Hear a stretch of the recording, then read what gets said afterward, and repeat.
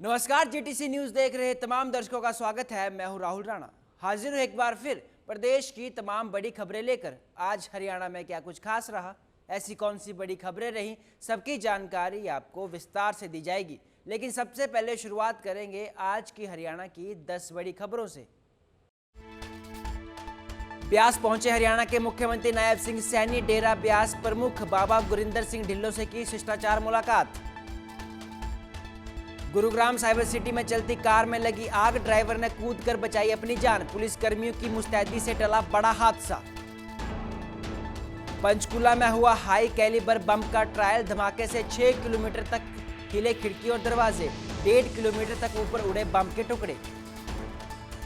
सिरसा में यूरिया की कालाबाजारी का भंडाफोड़, किसानों की सब्सिडी वाला यूरिया राजस्थान भेजने का आरोप।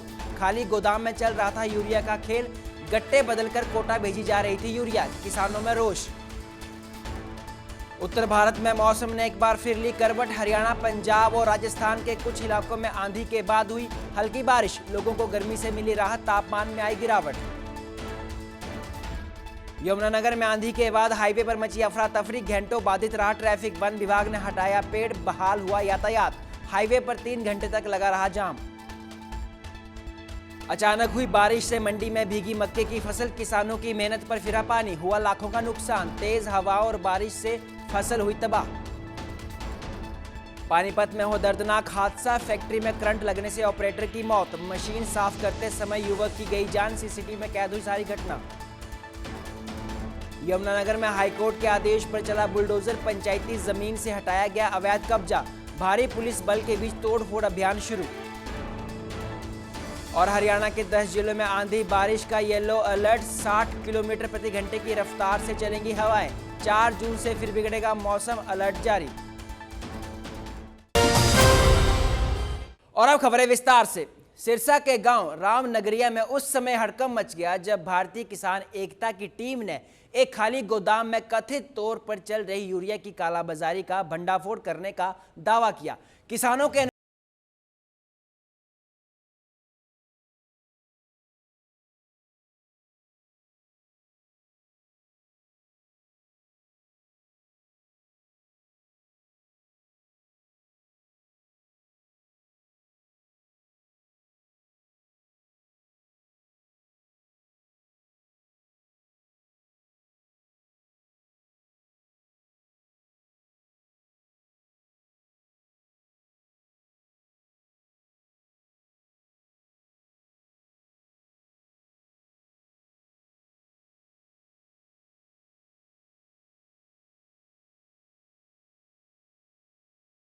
की लापरवाही के कारण ऐसे लोगों के हौसले लगातार बुलंद हो रहे हैं। औलख ने कहा कि इस पूरे मामले की निष्पक्ष जांच और इसमें शामिल अधिकारियों, दुकानदारों तथा अन्य लोगों के खिलाफ सख्त कानूनी कार्रवाई की जाए।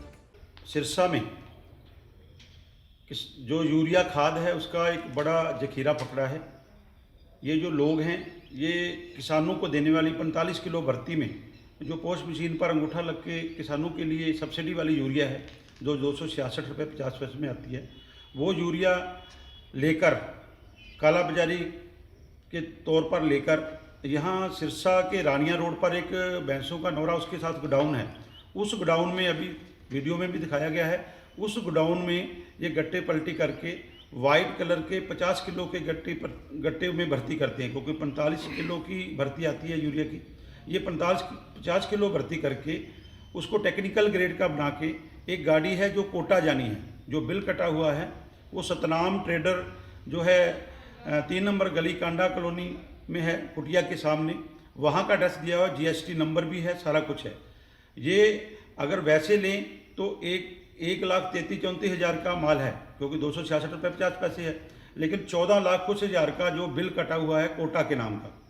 तो जो ड्राइवर ने बताया, जो लेबर ने बताया, उन्होंने 117 नंबर में कोई दुकान है उसने इसको लेकर आया।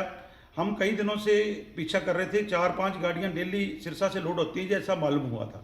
रोजाना से 1500-2000 गट्टे जो फैक्ट्रियों में जाते हैं, चाहे वो शराब की फैक्ट्री हो, चाहे वो प्लाई बोर्ड की फैक्ट्री हो, चाहे वो कैटल फीड की फैक्ट्री हो, यूरिया की कालाबाजारी होकर वहाँ जाता है।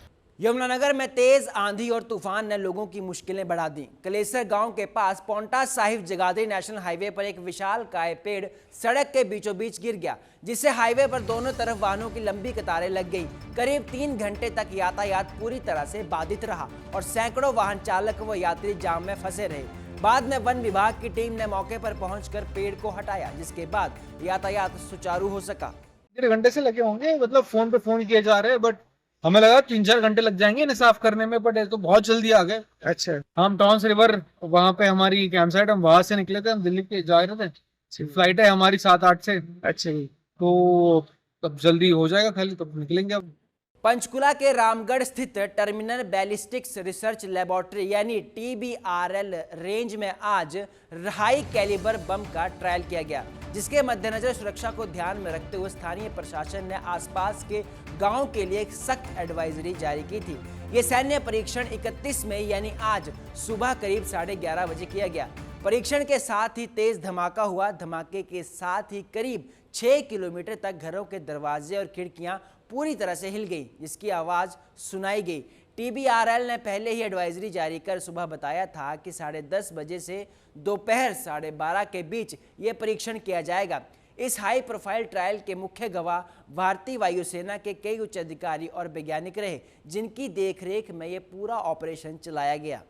परीक्षण कर रहे हैं हाई कैलिबर बॉम्ब का, तो उसमें निर्देश ये दिए गए कि वो इतना जबरदस्त उसका धमाका है कि जो उसके स्प्लिंटर्स हैं वो अगर हम हाइट में माने तो 1.5 किलोमीटर तक तो हाइट में, और 2 किलोमीटर की रेंज उसकी जो रेडियस है उसका, जिसके अंदर वो फैल सकते हैं।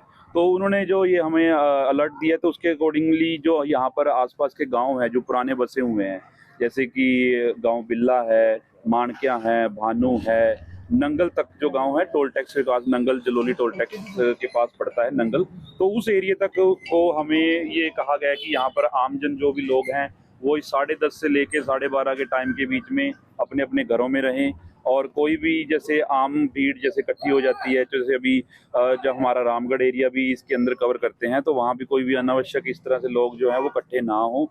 और वैसे तो ट्रैफिक जो है वो हमने स्मूथली मूव कर रही है, क्योंकि वो इतना बड़ा टाइम स्पैन में उसको रुकवा पाना थोड़ा पॉसिबल नहीं है। तो फिर भी हमारी तरफ से पूरी कोशिश रहेगी कि किसी की तरह की कोई भी अप्रिय घटना ना हो पाए। और ये टेस्ट जो है देखिए हमारे देश के लिए ही है ये, और ये भी जरूरी है। यमुनानगर के छछरौली क्षेत्र के तिहानो गांव में पंचायती जमीन पर अवैध कब्जे को लेकर प्रशासन ने एक बड़ा अभियान शुरू किया है। हाई कोर्ट के आदेशों के बाद प्रशासनिक टीम भारी पुलिस बल के साथ मौके पर पहुंची और अवैध निर्माणों को हटाने की कार्रवाई शुरू की। प्रशासन का कहना है कि पंचायती जमीन को पूरी तरह से कब्जा मुक्त करवाया जाएगा, जबकि प्रभावित परिवारों ने इस कार्रवाई पर कई तरह के सवाल उठाए। उनका कहना था कि ये सभी कार्य राजनीतिक दबाव में किए जा रहे हैं। ये प्रशासन है जी जो आए हैं यहाँ पर, ये उन्होंने 2 नंबर में सारा काम किया है। गली है 11 फुट की, प्रशासन सारा का सारा मिले है, राजनीतिक दबाव में काम कर रहे हैं। हाई कोर्ट में केस चला हुआ है, हाई कोर्ट के ऑर्डर ना मानने के बावजूद भी ये काम कर रहे हैं। हाई कोर्ट ने कहा है जब तक हाई कोर्ट में केस है, जब तक कुछ भी कार्रवाई ना की जा, लेकिन बीडीओ और सेक्रेटरी राजनीतिक दबाव में आके यहाँ पर ये कार्य कर रहे हैं।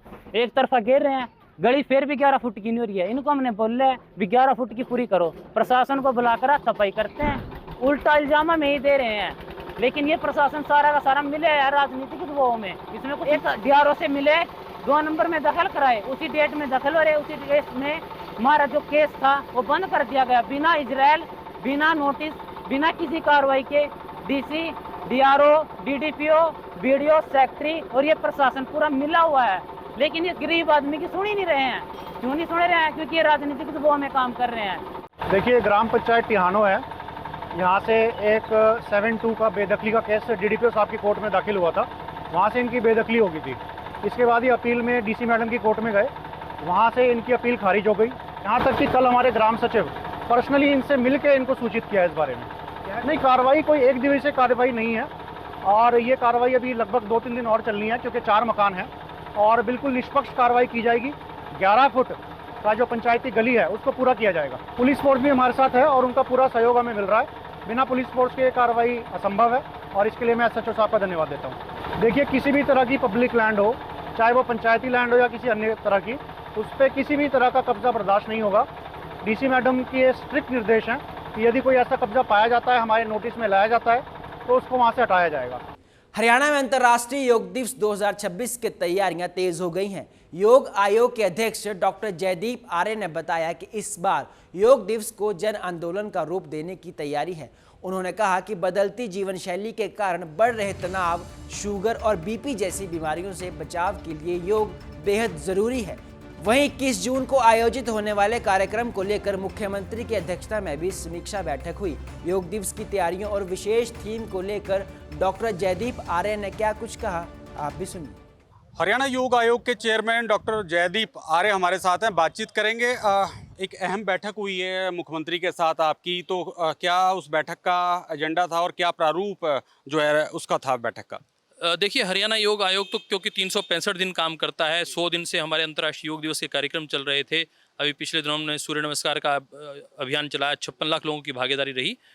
इस वक्त माननीय मुख्यमंत्री जी ने 21 दिन के राज्य स्तरीय कार्यक्रमों की योजना बनाई है कि हर विभाग को एक कार्यक्रम दिया है, चाहे वो महिला विभाग हो, आयुष विभाग हो, स्वास्थ्य विभाग हो, खेल विभाग हो, शिक्षा विभाग हो। बड़ी भागीदारी इन विभागों की होने वाली है, जिसमें बड़ा योगदान, मैं यदि यूँ कहूँ तो पंचायत विभाग का रहने वाला है, बड़ा योगदान रहने वाला है स्थानीय निकाय विभाग का, शहरी विकास का, पुलिस विभाग का।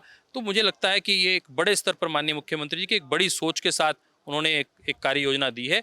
और इसमें हम योगशालाओं का निरीक्षण करने के लिए भी माननीय चौधरी नायब सिंह सैनी जी ने विशेष रूप से आयुष विभाग को निर्देशित किया है कि योगशालाएं जो बनी हैं वहाँ पर नियमित रूप से योग हो, उनकी वो सुंदर बने, उनकी मुरम्मत का कार्य भी इन दिनों में अवश्य कर लिया जाए। अरे साहब, जैसे पहले योग इतना प्रचलित नहीं था, कोरोना आया उसके बाद से ज़्यादा फोकस होने लगा और योग आयोग की भी अब लगातार भूमिका बढ़ रही है, तो पहले के मुकाबले कितने जो है भारतीयों की या कहीं हरियाणा वासियों की इसमें रुचि बढ़ी है आपके हिसाब से? यदि मैं यूँ कहूँ कि 280 लाख 2 करोड़ 80 लाख की हमारी आबादी है, उसमें यदि हम बात करें तो मुझे नहीं लगता कि 70% से कम लोग योग दैनिक रूप से करते हैं। योग तो भारत की, हरियाणा की भूमिका विषय है। हरियाणा कुरुक्षेत्र से योग गीता का पूरे विश्व में प्रचार हुआ है। महर्षि च्यवन, बाबा मनसानाथ, नाथ परंपरा के जितने साधु संत हैं, इन्होंने योग को सिद्ध किया है। तो ये तो योग तपस्वियों की भूमि है और यहाँ के योग लोग तो खाने का, व्यवहार का ठीक रखते हैं, योग को जीते हैं, योग को आचरण में रखते हैं। मैं हरियाणा वालों से निवेदन करूँगा, आप नियमित रूप से योग करें, स्वस्थ रहें और अपने आहार को भी स्वस्थ करें। जैसे हमें पता चला, आपसे ये जिक्र हो रहा था अभी कि जो पैरामिलिट्री फोर्सेस हैं या हरियाणा पुलिस है, उनको भी जो विशेष ट्रेनिंग के तौर पर या उनको भी योग में शामिल किया गया, वो कैसे, क्या है उसका? हम पूरे वर्ष लगातार ये कार्यक्रम करते हैं, परंतु इन 21 दिनों में चंडी मंदिर जो हमारा यहाँ पर सेना का मुख्यालय है, वहाँ पर ये कार्यक्रम होने जा रहा है। यहाँ एयरफोर्स में कार्यक्रम होने जा रहा है, सीआरपीएफ में, बीएसएफ में, सीआईएसएफ में, इसके साथ सीआरपीएफ में ये कार्यक्रम होने जा रहा है। और ये प्रत्येक क्षेत्र में जहाँ जहाँ पर इनकी बटालियंस हैं, उन सबको हम ट्रेनिंग दे रहे हैं। हरियाणा में जो भी भाई आएगा उसको योग से जोड़ेंगे। हरियाणा के जो लोग होंगे उन्हें स्वस्थ रखेंगे और उनको स्वस्थ रखने के लिए जहाँ जहाँ आवश्यकताएँ होंगी उसको पूरा करेंगे। खास तौर पे हमने इस बार अपना सेंटर पॉइंट रखा है हरियाणा की जेलों को। प्रत्येक जेल में योग के कार्यक्रम हो रहे हैं, प्रत्येक सिविल लाइंस में कार्यक्रम हो रहे हैं। और मैं आपको बताकर बहुत प्रसन्नता अनुभव कर रहा हूँ कि इस बार चरखी दादरी में तो वहाँ के एसपी साहब ने इतना बढ़िया किया, हर थाने में स्थानीय लोगों को बुलाकर योग करवाया गया। मुझे लगता है ये एक अद्भुत पहल है, जहाँ पुलिस और आम जन मिलकर जन भागीदारी के साथ योग को आगे बढ़ा रहे हैं। युवाओं का जो है इसमें साथ जोड़ने की एक मुहिम थी। स्कूल कॉलेजों में भी एक समय निर्धारित किया गया था, सरकारी दफ्तरों में भी किया था, तो उसका कहाँ तक वो मुहिम आगे बढ़ी? बहुत अच्छा प्रश्न आपने किया। मुझे लगता है कि सबसे सकारात्मक यदि कहीं प्रभाव हुआ है तो माननीय मुख्यमंत्री जी का यह विषय जो केंद्र सरकार की ओर से आया था कि Y break, yoga break 5 minute के लिए कार्यालयों में अवश्य आरंभ हो। सिविल सचिवालय में आरंभ हो चुका है, भाई रमेश जी, डॉक्टर जसप्रीत जी उसको निरंतर कर रहे हैं। और आज मैं यदि ये कहूँ कि प्रत्येक हमारे लघु सचिवालय में माननीय उपायुक्त महोदय के माध्यम से प्रत्येक जिले में ये वाई ब्रेक नियमित रूप से हो रहा है और ये कार्य निरंतर आगे बढ़ रहा है।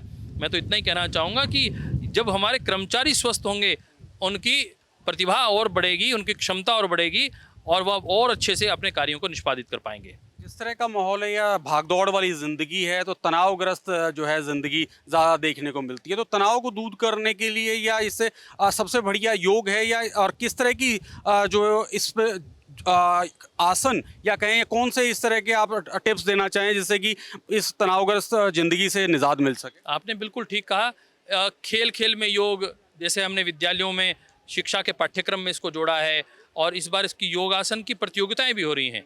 और आपकी जानकारी के लिए 2 तारीख को ब्लॉक स्तर पर, 9 तारीख को जिला स्तर पर और 15 तारीख को राज्य स्तर की प्रतियोगिताएं इसमें हो रही हैं। और योग के ऊपर मेडिकल कॉलेजेस में कॉन्फ्रेंस हो रही हैं। माननीय मुख्यमंत्री जी ने कहा है कि जिस प्रकार पिछली बार डायबिटीज़ को हमने केंद्र बनाकर इसके ऊपर कॉन्फ्रेंसेस की थी, इस बार हम मोटापा को लेकर और ख़ास तौर पर मेंटल हेल्थ को लेकर हम इस पर कॉन्फ्रेंसेस करें और डेटाबेस तैयार करें कि योग की उसमें क्या भूमिका हो सकती है और उसको हम अपनी जीवन शैली में सम्मिलित करें। योग और आयुर्वेद दोनों मिलते हैं तो हो सकता है शायद कोई चमत्कार हो जाए। तो इस तरह का भी कोई आगे चल के है कि योग और आयुर्वेद मिलकर कोई काम करें या मुहिम चलाएं? ये माननीय मुख्यमंत्री जी ने आज निर्देशित किया कि योग और आयुर्वेद के स्वास्थ्य कैंप, इन सारे कार्यक्रमों के साथ साथ स्वास्थ्य कैंपों का भी आयोजन किया जाए। और जहां आयुर्वेद मिल जाता है, मुझे लगता है जो सामान्य लोग बीपी से ग्रसित होते हैं वो योग से आरंभ करें, परंतु साथ साथ वो आयुर्वेद की मेडिसिन भी ले लें। यदि डायबिटीज से शुरुआत हुई है, प्री डायबिटिक के पेशेंट हैं, योग करें, मंडूकासन करें, अनुलोम विलोम प्राणायाम करें और उसके साथ साथ यदि वो गिलोय भी ले लें तो बहुत अच्छा होगा, मुक्तावटी ले लें तो बहुत अच्छा होगा, यदि वो मधुनाशनी ले लें तो बहुत अच्छा होगा। तो ये कुछ चीज़ें हैं जहाँ बीपी को कंट्रोल करने के लिए, डायबिटीज़ को कंट्रोल करने के लिए हम योग और आयुर्वेद का सम्मिश्रण करें तो चमत्कारिक प्रभाव प्राप्त हो सकते हैं। क्या कहेंगे कि कौन कौन से जो चलते फिरते भी कुछ इस तरह के योगासन भी है कि जो करे जा सकते हैं, सुबह उठते ही करे जा सके ताकि उसकी ज़िंदगी जो है सरल चले? ये छोटे छोटे सूक्ष्म व्यायाम जैसे हम खड़े होकर कर सकते हैं। हम खड़े खड़े ऐसे, जिससे सर्वाइकल के जो बहुत से रोग हैं वो इससे ठीक हो जाते हैं। ये और जैसे शीतकारी, मैंने कहा, ये गर्मियों में जिनको बहुत प्यास लगती है, जिनको एक अचानक गर्मी लग जाती है, लोगों को नक्सीर आ जाती है, उन लोगों को मैं निवेदन करूंगा कि शीतकारी और शीतली प्राणायाम अवश्य करें। पानी खूब पिएं, नींबू पानी पिएं और साथ में हो सके तो गूंद कतीरे का भी प्रयोग करें। शुक्रिया मुझसे बातचीत के लिए। तो हरियाणा योग आयोग के चेयरमैन डॉक्टर जयदीप आर्य थे। किस तरह का प्रारूप रहने वाला है, योग से कैसे जुड़ें और अपने जो दिन की शुरुआत करते हैं किस तरह के योग जो चलते फिरते ही कर सकते हैं और स्वस्थ जीवन का लाभ ले सकते हैं, उस पर हमारे साथ चर्चा कर रहे थे। मैं अभिषेक तक्षक, कैमरामैन धनंजय शर्मा के साथ, GTC न्यूज़, पंचकुला। कुरुक्षेत्र में अचानक बदले मौसम ने किसानों की चिंता और बढ़ा दी। तेज हवाओं के साथ हुई बारिश ने अनाज मंडी में खुले में पड़ी मक्के की फसल को पूरी तरह से भिगो दिया, जिससे किसानों को भारी नुकसान का सामना करना पड़ा। किसानों का कहना है कि आज उनकी फसल की बिक्री होनी थी, लेकिन बारिश ने सारी उम्मीदों पर पानी फेर दिया। अब पीड़ित किसान लगातार सरकार से नुकसान की भरपाई की मांग कर रहे हैं ताकि उन्हें उचित मुआवजा मिल सके। क्या कहेंगे, बारिश आई थी तो यहाँ बारिश में जी नुकसान हुआ। देखो जी कितना। किसकी फसल लेके पहुंचे थे? क्या फसल है अपनी? फसल मक्की है जी। कितने किले की लेके? 7 किले की जी। तो सारी बारिश में बीज गई सारी, क्या करिए। तो सुखाने के लिए रखी थी? आज सुखाने के लिए बस आज बिक जंदी जा, सूख जंदी, पर बरसात हो गई, नुकसान हो गया। बैग ही देखियो जी कितनी, क्या करिए। तो अब ये तो सारी काली पड़ गई, खराब हो जाएगी। हाँ, डैमेज हो जाएगी। तो कितने दिन लग रहे दोबारा सूखने में? इनको लग जाएंगे 2 दिन 3 दिन जी। मौसम साफ हो, मौसम साफ के ऊपर बिकेगी। ऐसे तो दिल्ली की सरकार ना, गिल्ली तो भी हाल खरीद तो रहे, सरकार क्या करेगी गिल्ली खरीद कर। रेट वगैरह ठीक है? रेट तो जी 2000 सुक्की का 2100 तक लग रही है। अचानक बारिश आ गई जी, प्रकृति के आगे तो कुछ कर नहीं सकते ना। बारिश आ गई, जिम्मेदार का मक्की बीज गई जी, तो सुखा के बेचेंगे फिर, और क्या करेंगे। तो नुकसान इसमें काफी? हाँ, नुकसान हो गया जिसमें डैमेज भी दाना हो जाएगा, थोड़ा कम रेट में जाएगी थोड़ा। हाँ, तरपाल एकदम इकट्ठी हो नहीं सकती, क्या करें मजदूरों पे। काफी 7-8 किले का माल था, कुछ कर भी दिया इकट्ठा, तरपाल ढक दी, पीछे तरपाल ढकी हुई है माल पे। तो कितना माल आता है मक्की का यहाँ पे? मक्की का तो काफी आ जाता है, लाख पट्टे के करीब आ जाएंगे पूरे सीजन में। हाँ जी, मक्की हाँ जी, 50,000 कुंटल के करीब आ जाएंगे। तो एक किसान की फसल थी? हाँ, एक ही किसान के 7 एकड़ का माल था। काफी नुकसान है। हाँ, बहुत ज़्यादा नुकसान। क्या करे बेचारा किसान, मजबूर है। पानीपत से एक दर्दनाक हादसे की तस्वीर सामने आई है, जहां एक फैक्ट्री में काम कर रहे युवा मशीन ऑपरेटर की करंट लगने से मौत हो गई। हादसा फैक्ट्री में लगे सीसीटीवी कैमरे में पूरी तरह से कैद हो गया, जिसमें साफ दिखाई दे रहा है कि मशीन की सफाई के दौरान युवक अचानक करंट की चपेट में आ जाता है और कुछ ही सेकंड में उसकी जान चली जाती है। मृतक के परिजनों ने फैक्ट्री प्रबंधन पर गंभीर लापरवाही और हादसे की सच्चाई छिपाने के कई तरह के आरोप लगाए। परिजनों की शिकायत के आधार पर पुलिस मामले की जांच में जुट गई है। उसके चाचा का फ़ोन आया, भाई ऐसे ऐसे करके बात हो गई है, गौरव एक्सपायर हो गया, फैक्ट्री में करंट लग गया उसके। तो हम सुबह ही पहुँचे जी वहाँ पर, तो जाके पता लगा भाई उसको हॉस्पिटल में ले गए, सिविल हॉस्पिटल में। भाई सिविल हॉस्पिटल में वो ख़त्म हो चुका है। तो सुबह आए होंगे यहाँ पे, कहने लगे भाई थाने में दरखास्त दो। तो सुबह थाने में गए होंगे, सुबह के थाने में खड़े हैं, लेकिन थाने में इनकी कोई कार्रवाई नहीं हुई अब तक भी। 2-2.5 घंटे। कौन सी फैक्ट्री है? नेक्की गरक के नाम से फैक्ट्री है, गढ़ी सिकंदरपुर काबड़ी गाँव के रास्ते पर। हाँ जी। क्या लगता है, लापरवाही हुई है? लापरवाही हुई है जी। मोटर बंद कर रखी थी, वो मोटर की सफाई कर रहा था, मोटर की सफाई करते टाइम करंट लग गया उसको। अस्पताल में भी लेके गए हैं उसको? अस्पताल में लेके गए हैं, वो 2-3 हॉस्पिटल में लेके गए हैं, लेकिन कौन लेके गए हैं? मालिक मजदूर लेके गए हैं। ये खड़े हैं मजदूर लेके ठेकेदार, गए, मालिक लेके मजदूर और मालिक ले गए होंगे जी। अच्छा, पुलिस क्या कह रही है? पुलिस अब गई है जी अंदर, देखो अब आई है। 2-2.5 घंटे बाद सुबह गए हुए 9 बजे के वहाँ थाने में, लेकिन अब आई है पुलिस। जब मीडिया वाले आ गए यहाँ पर, जब आ गए आई है पुलिस। मालिक भी बुधवार की घटना है ये कल शाम को 7 बजे के बाद बता रहे हैं, 7:25 पे घटना। आज के लिए इस बुलेटिन में मेरे साथ फिलहाल इतना ही। आप बने रहिए GTC न्यूज़ के साथ। मुझे दीजिए इजाज़त। नमस्कार।